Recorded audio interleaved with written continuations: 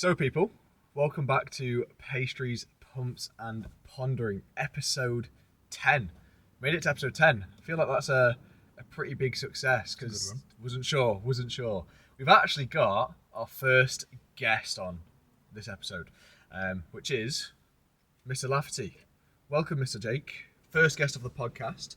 Hello. Pretty spontaneous, to be honest, but we were like, yeah, fuck it, why not? It was like 2 days ago, wasn't it? Yeah, and realistically, we were like, where should we film this?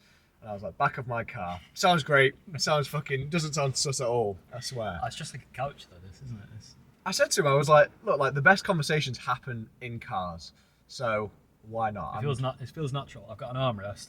I brought coffee. Brought coffee. I mean, I've just drank mine once, so I probably should have sipped it during the thingy. VR2, mate. It's good flavour. Honestly, you get to a point of this age where you start obsessing over Monster flavors.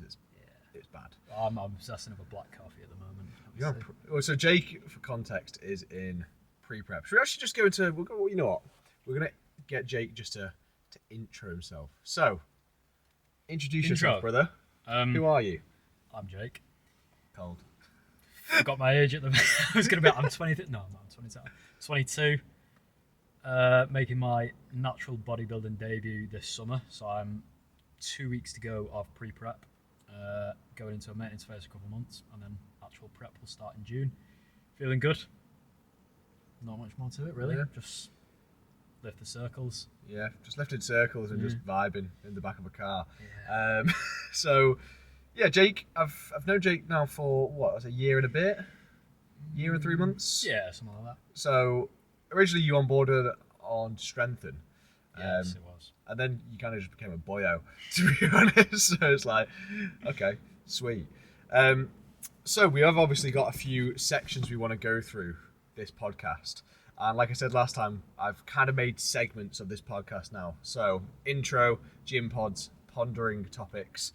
And we're actually going to run through some scenarios, which I want to just get Jake's opinions on. Like nice. Gym and non-gym related. And then obviously just got some normal questions to go through. So, well, should we just go straight in to the? I think we should just go straight into the topics. Yeah. So we're going to go into gym topics because it's quite relevant because a lot of your life at the moment is just a lot of gym. Mostly. Being in pre-prep, obviously, still very strict. Not as strict as prep, but it's definitely a good way. It's like a little bit of a mock prep. I mean, I'm treating it as strict. I'm treating it with the respect of an actual prep. So I'm proud to be doing so. Yeah, I mean, it's the best way to do it. Like, if something urgent came up where you're like, yeah, like, I'm gonna need this off-plan occasion. Like a good example would be like weddings and stuff. It's like you can get away with bringing meal preps to weddings, but if you are currently at the moment, we're in March now, your show's at the back end of August, you can easily get away with an off-plan at the moment, and you're well ahead of schedule. Yeah. But I've got some gym topics to go through. First of all, I went through this myself last episode, and I want to hear your take on it. Is the gym therapy? Yes.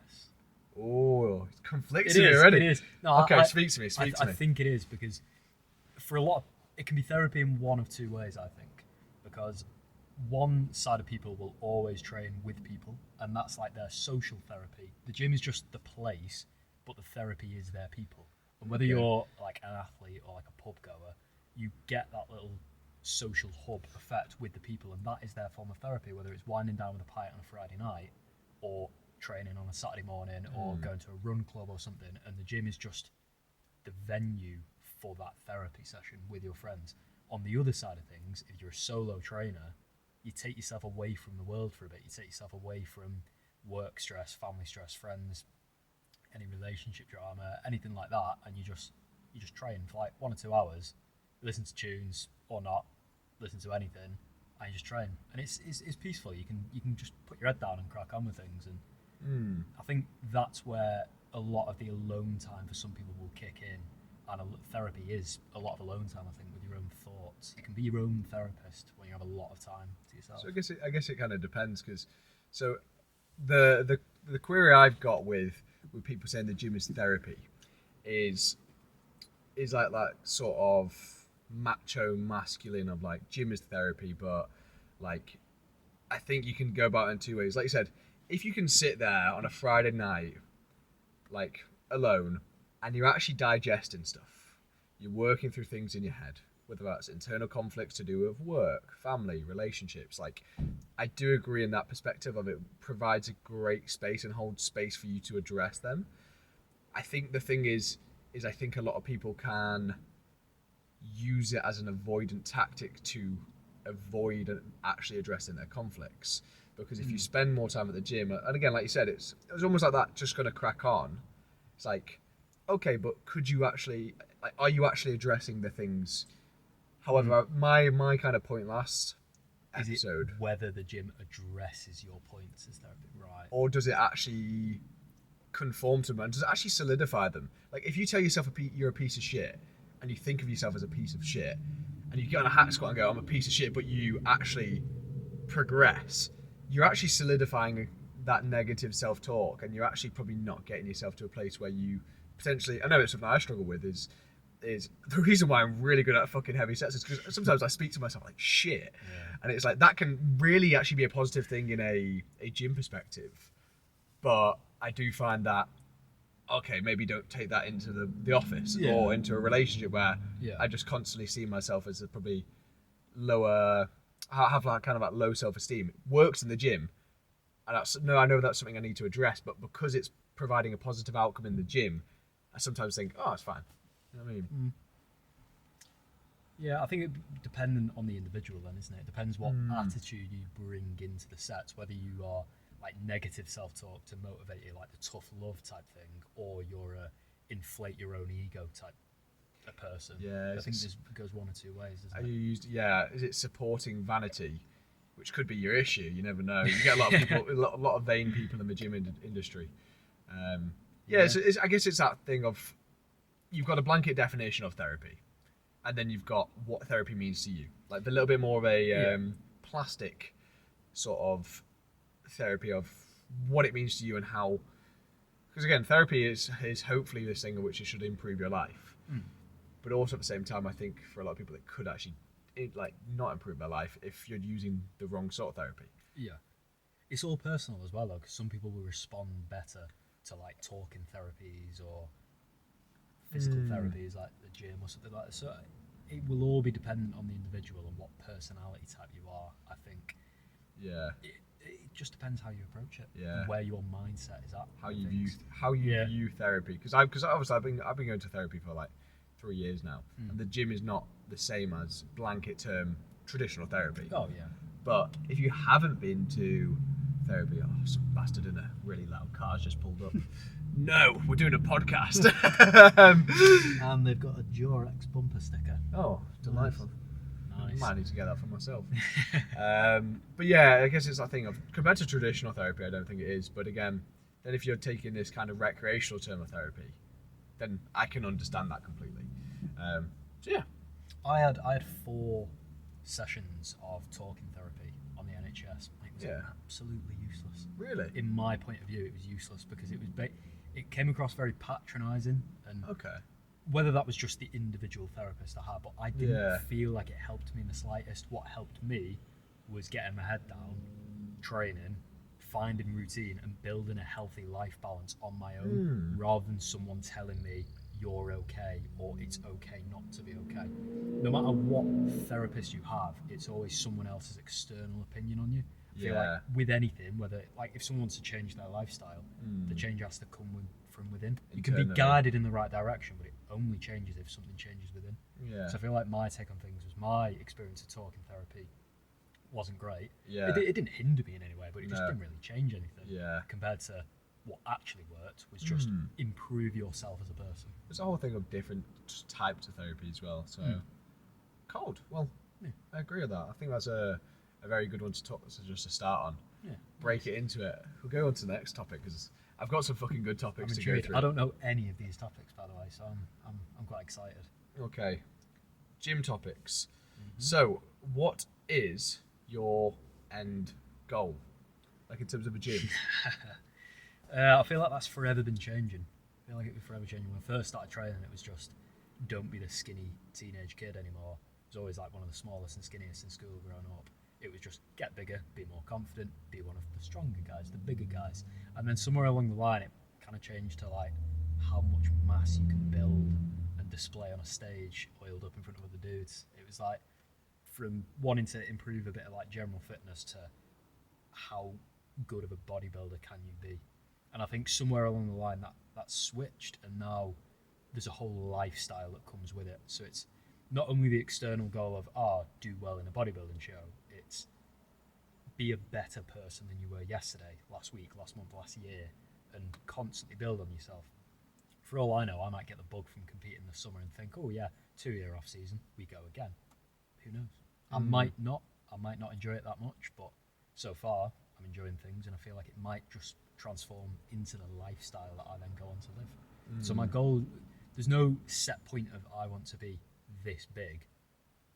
Can I keep improving? Because I feel like it's human nature to want to improve, and as soon as you stop that chase for improvement and you stop and you go, I'm satisfied now, you've got no hunger, you've got no desire or purpose to do anything. I then need to put more of my time and effort into something else, whether it be business related or family related.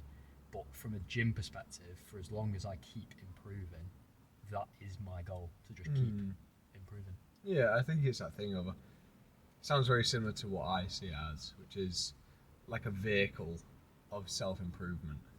You know what I mean? Where it's like I don't necessarily want to be, I think some people in the gym want to be like 140 kilo, like lean muscle. And it's like, I don't. Like, I mean, realistically, it's not going to happen. No. Naturally. Naturally. Not going to happen naturally at 5'9". Hey. Not going to happen. Hey. Okay, no need to bring height into this, dog. It's just uncalled for, really. So that's a pod episode there. But I've never really been inspired to be like 150 or 140 kilos. Like if I did, and that's something I thought would be beneficial for me, I would have realistically jumped on, like in the last few years. Yeah. But I mean, never say never. Never say never. You always could, but just like I think if I was to ever jump on, it would more be out of like a science experiment thing, not like any vanity. It would more just be like, ooh, I want to see like first of all like what my potential is, because you don't know. Like again, look at it's the curiosity, isn't it? Oh, it's the curiosity, because you like I've had a lot of people come up to me and be like, mate, you'd be fucking massive on steroids. I'm like, that's just not how it works though. Like yes, there probably is some correlation between larger muscle mass in a natty state compared to that of an enhanced state, but realistically, like that could be externally induced by good training, good food and good sleep, or it could be internally produced by good genetics.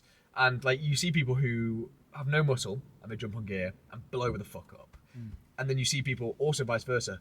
I've seen it so many times, people who are well muscled as natties who then jump on gear and then they get a bit more muscle, but it's nothing nothing serious, nothing like, it doesn't warrant the potential health implications. And obviously I don't know their stack designs. Like again, you can go hard and go home. Like you can go in straight away, but I know a lot of safe use models kind of like gradually taper up over time and expose you.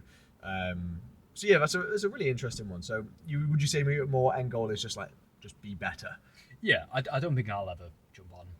I can't see myself going assisted. Even if I do get the bug for the lifestyle, I've been educated too much on the potential negativities that come with it. So it's expensive, man. Oh, yeah. Expensive. Not that I would know, but I mean, to send assisted clients like blood tests and shit, and it's like you're easily popping $250 just on blood tests every 3-4 months anyway. You've got to live and breathe the lifestyle and then want it even more.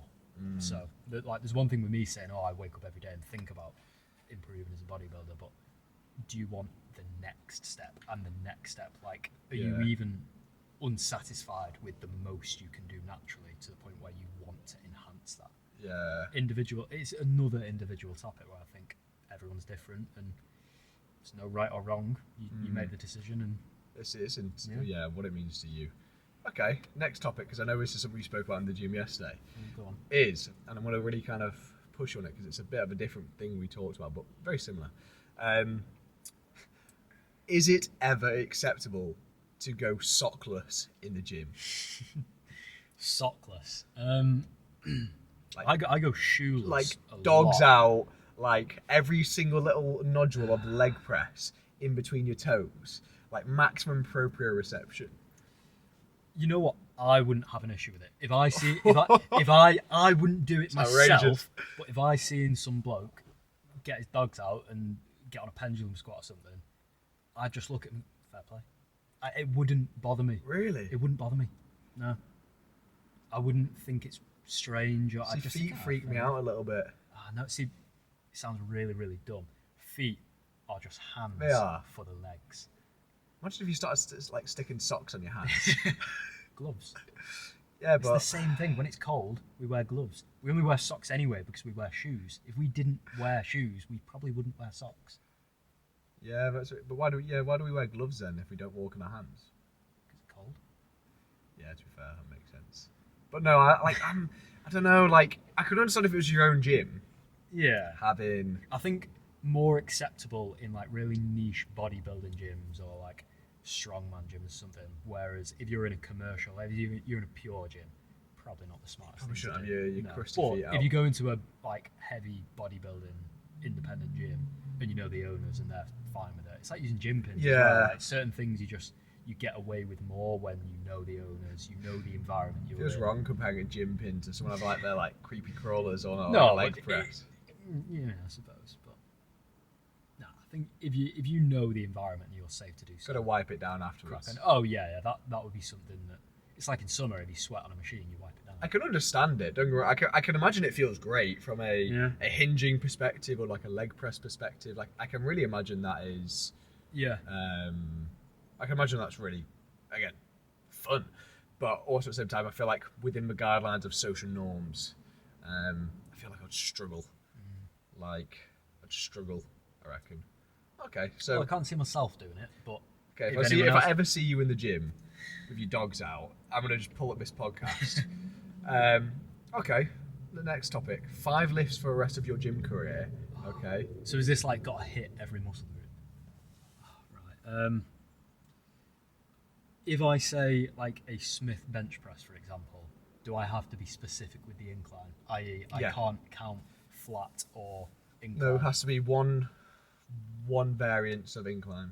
Okay, I reckon I'll start off with a shallow incline Smith bench. Low incline Smith bench. Okay. Like a low incline.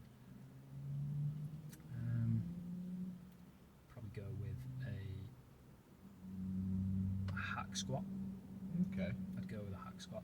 Any form of squat pattern just depends what your favourite one is, and that's dependent on the kit you use as well. Like, Yeah. I love a good pendulum squat if it's good. Yeah. So depends. Hack squat, pendulum, any form of squat pattern really. Let's say hack squat for the sake of things now. So there's that. It's 2. You got what's that? Incline press, which is a lot for or low incline press, which is a bit of tricep, a lot of chest, good bit of front delt in there as well. Yeah. You got squat pattern, which again you're gonna get if you pendulum in again depending on how you pendulum, but like primarily going to be a lot of quad, and also a good bit of glute in there. Yeah. But maybe you externally rotate a bit of adductor coming into things as well. Depending on why you go, yeah. I would say, choosing between a lat pull down or some form of horizontal row. I feel like I always bring this up. I think it's an Atlantis machine or a Life Fitness. It's like white skinny bars with a chest support, and it's got the 2 different grips angled. Narrow and and that So I hate that. Oh, that's my. I find the pad height is too. Does it stop you breathing? Yeah, like it's like the arm path. To have the arm path right for what I would like, I have to have like belly supported row, and vice versa. If I was going to have chest supported, it's like just way too high for me. Way too high. I think, let's say that some form of horizontal row, and then I would throw in a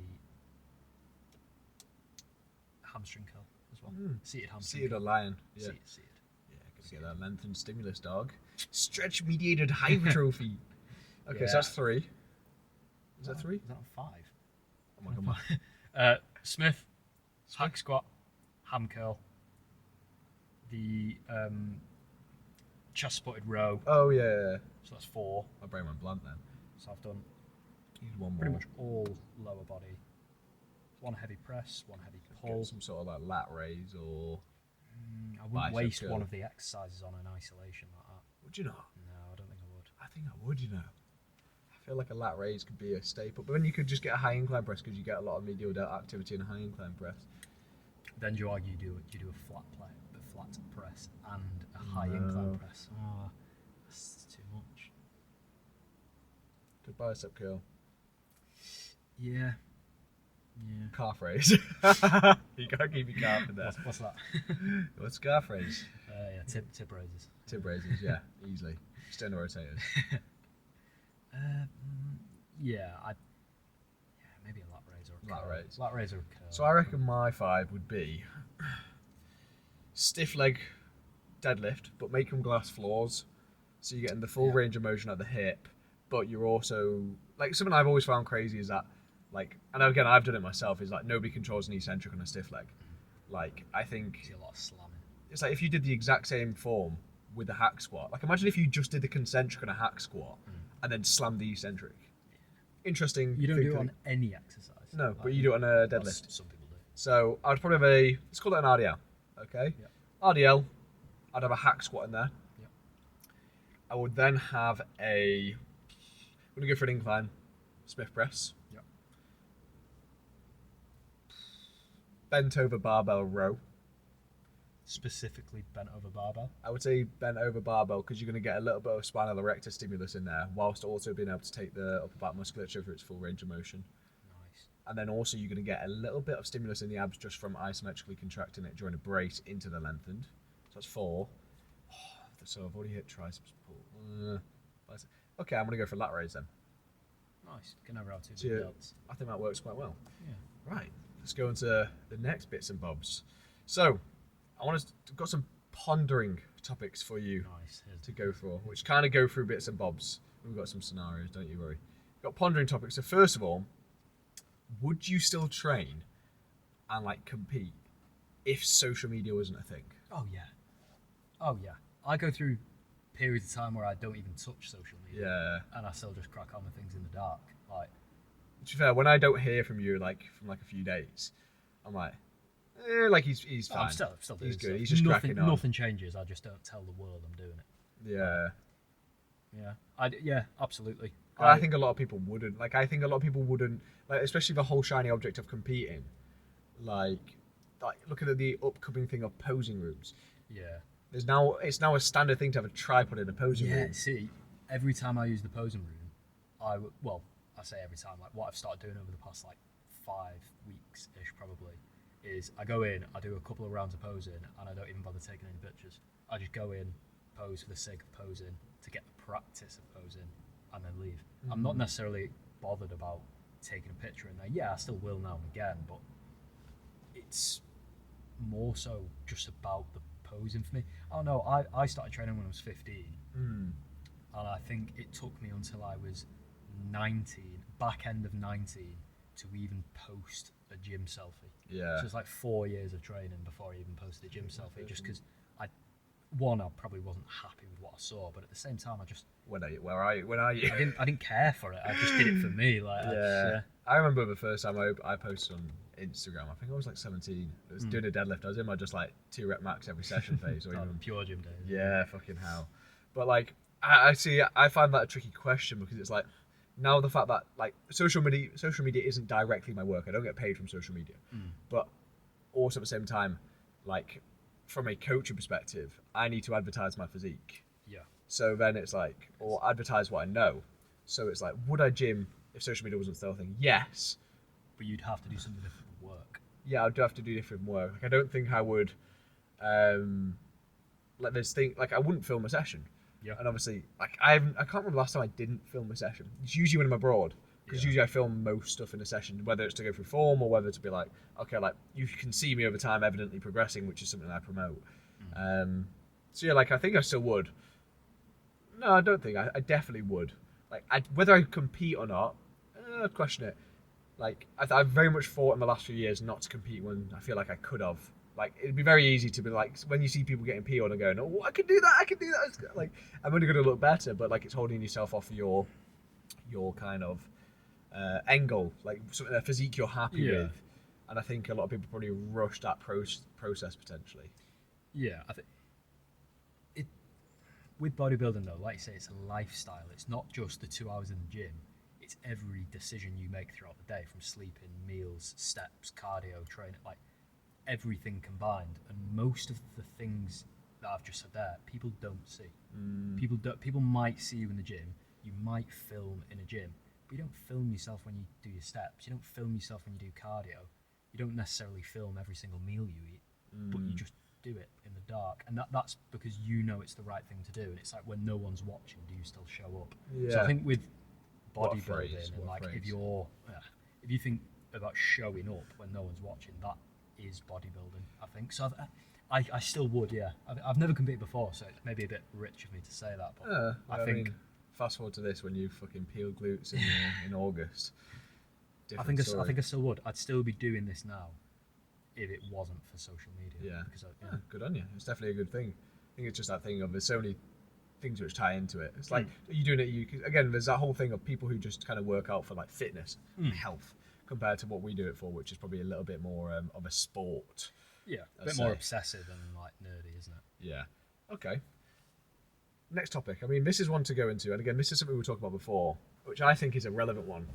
Is me and you are probably very similar in terms of the gym is self-improvement because it kind of spills into other areas of life. Do you think self-improvement can get to a point where it kind of becomes self-rejection? Like, do you think you can delete gratification? Because I've been there before personally. I know for me it's like a big thing where, like, I could quite easily lock in for a year or two just off the back of, again, like I said before, probably a little bit of negative self-talk. Being like, oh, you can't. Like, I've got such a little ego inside of me, which I have to confront a lot of the time. And it's like, sometimes I find that self-improvement can just become restriction and regulation and just not feeling stuff. Again, dependent on the individual. I'm unsure. I'm unsure on What that for you? Have you ever experienced it? experience. Like where you've been like, oh, I'm gonna get better, and then you actually find out you're kind of just like neglecting yourself a little bit, not from a perspective of like, you're not neglecting yourself in a traditional way, like not doing your cardio or whatever, but you're more like, okay, I'm actually just not enjoying this because I'm too like buried in delayed gratification that I'm actually just delaying the gratification forever. I'm Indefinitely. deleting gratification. Yeah, I think at times. I think I experienced a little bit of that over the winter months, whether it's the old seasonal depression kicking in and you're just thinking, oh, life's not great, you know, it's dark outside, and you think you're sort of going through the motions to get to an end goal. Like, you see the light at the end of the tunnel, which is, brighter nights, better moods, more sun. Like, you just think of life to getting better, and you live on like that cycle.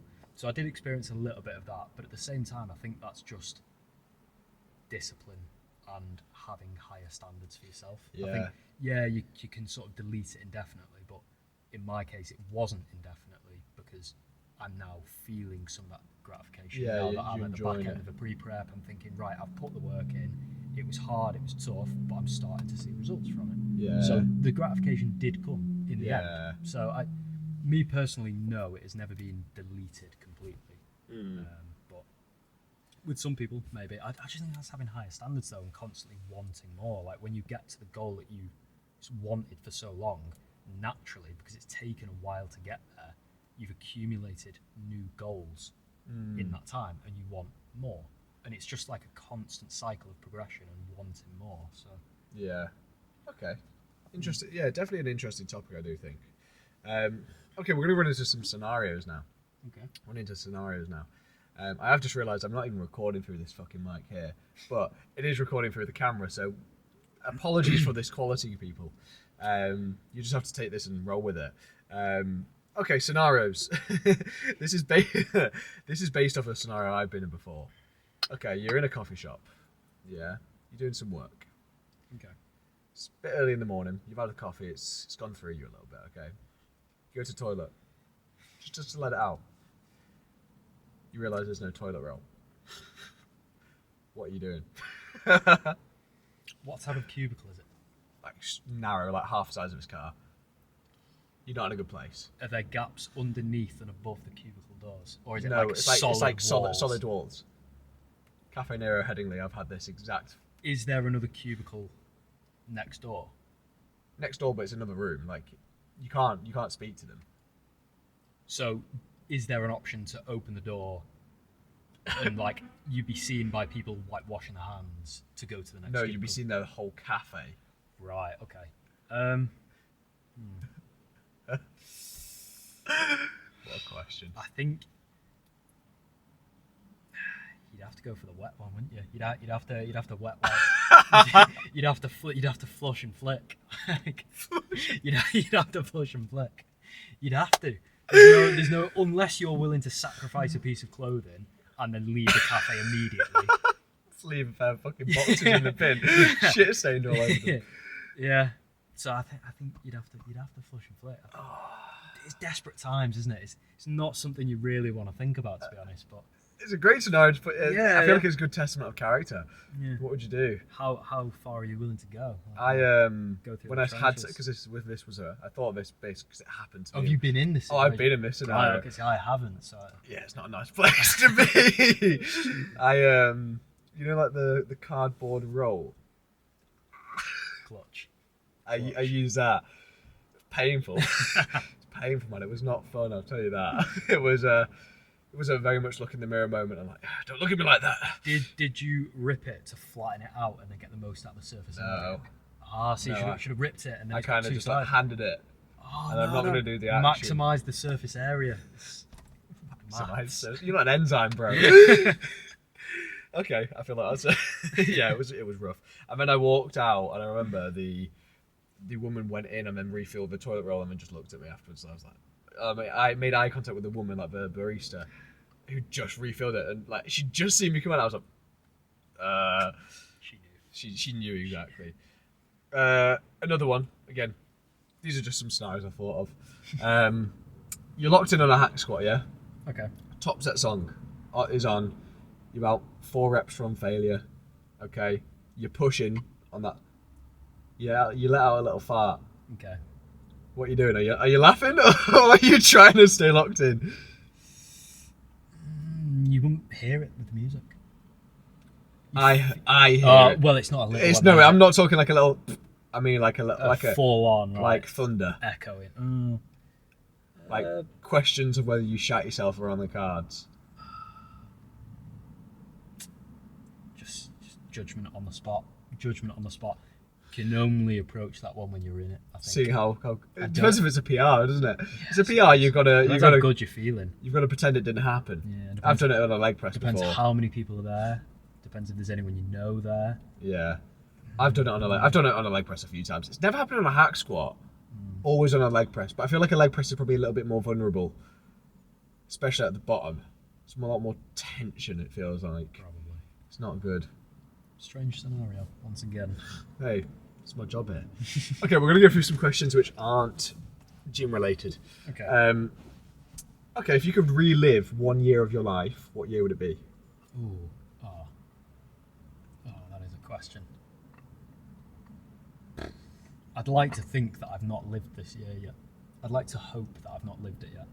But maybe unspecifically one of my childhood years, I think. Just to experience being a kid again. But within your, I guess is that thing. Do I have the knowledge that You don't have the knowledge you have now. Though. Oh, just be a kid again. Just be Be a a kid. kid. Just be a kid. Yeah. Just frolicking about. Like maybe I don't know, maybe like year 5, year 6, you first start like playing out with your mates and you just like Knocking on doors, being Yeah, like, you just- can this person play out? yeah, you go out on a Saturday, you'd have a kick about, you'd walk about the town centre, you just doss about all day, and that was Yeah. just no worries in the world, and it's your first sense of Oh, that's freedom. great. That, yeah, or first year of uni when you just sort of Ooh. piss it up the wall and you just don't really care That's what goes rough. on. First year uni was rough. I remember it.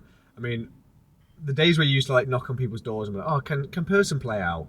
Like you're on a bike, and then you just find yourself like playing. I used to play TIG on bike, and it was like you'd be riding around your neighbourhood on a push bike, one hand on the handlebar, the other one like trying to reach someone's bike to TIG them, and it was like prime danger because I was not looking at the cars on the road at all. I probably say mine would either be 2023 because I was just locked in. Yeah, I was very I locked want in. to relive the pain. Yeah, I want to relive the pain. Yeah, I'd probably say 2023 because that was just a cool year. It was Yeah. probably the first year where I actually was just like, show myself what I could do. Yeah. That, or I could potentially say one of like the 2016 was it World Cup? It was the Euros in Euros 2016. 2016. The first World Cup that everyone raves about is 2018. Was it 2018? 2018 World Cup. One of those two. That was just good fun. Like, I'm not even into football horrendously, but like I just remember they were just good vibes. I think one of them was like GCSE finishing year as well.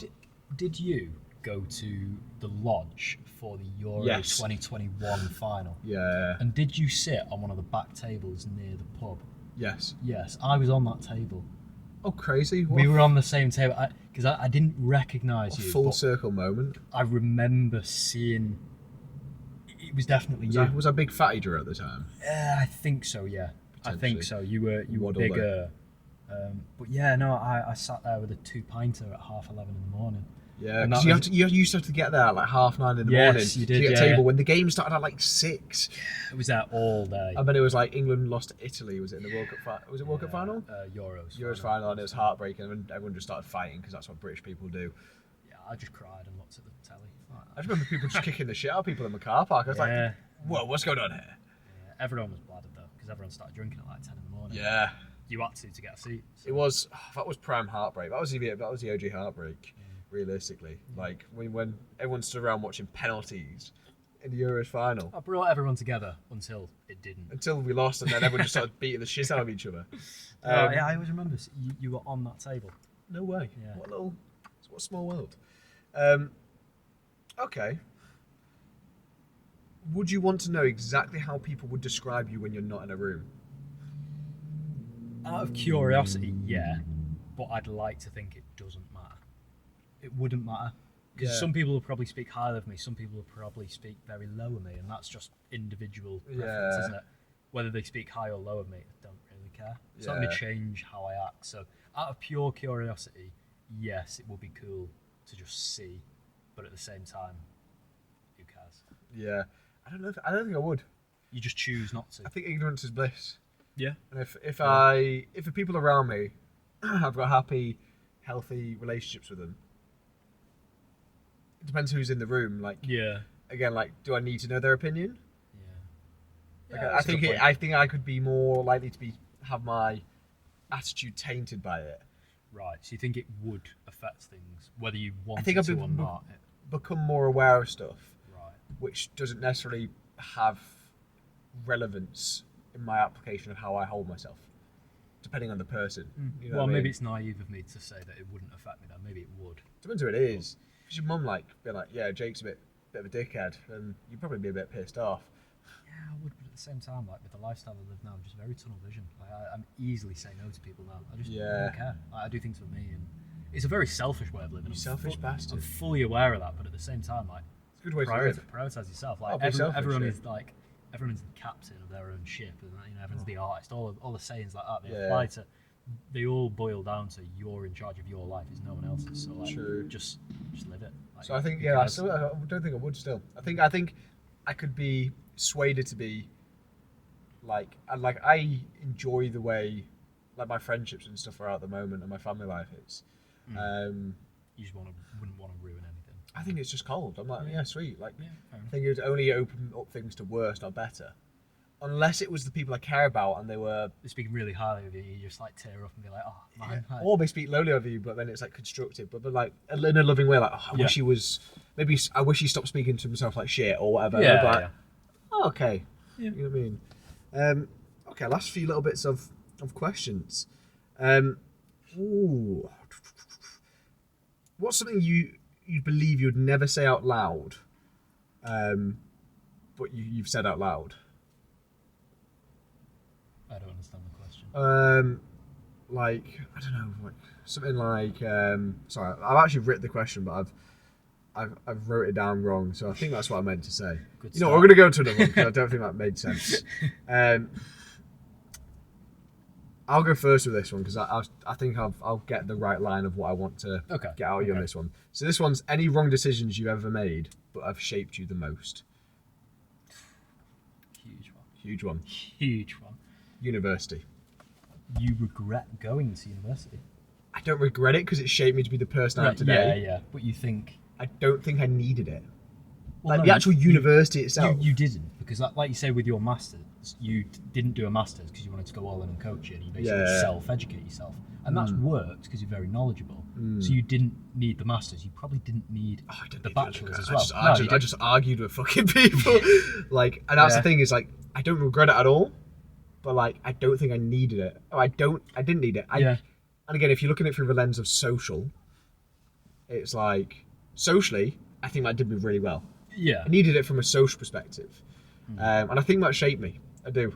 I think that's probably the big one, to be honest. What about you?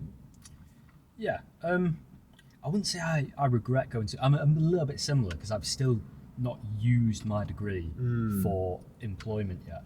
But that might change, and I feel like I might. Anyway, no one can ever take it away from you. So it's like an achievement thing, isn't it? Like, you did that. But I think more so than the actual piece of paper with a qualification, or regardless of the education that you received, the experience. Like you said, the social aspects, the independence of living away from home, moving to a different city, like you get a whole experience of life that comes with it for those 3-4 years, however long you're there, that isn't just education. It's completely different to going to school or college or sixth form or whatever. So I feel like it was a success. I don't regret going.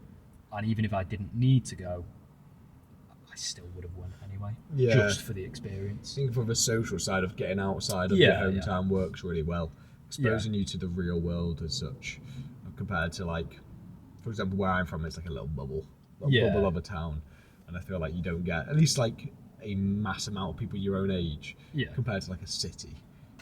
Big up Leeds. Let me see if we've got any more. I think that could be potentially the end of the poddy.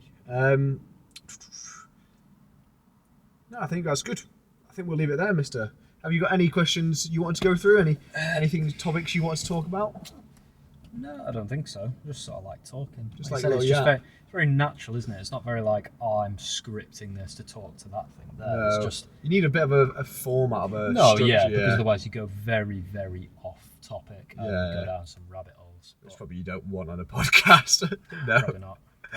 No, it's good to be natural with things, isn't it? Like, I mean, me and you just yap like this anyway. Yeah, I always wish like there'd be a camera following you around 24/7 and just pick up a good bit. I'd also want a full-time editor as well to crop out any of the stuff that you don't want people to see. But I think it'd be cool to just have people to watch around, like a whole reality TV show. That'd be quite cool. Awesome, man. Well, thank you for coming on the pod. Thank you for being the first guest. Shake the hand, sign the contract.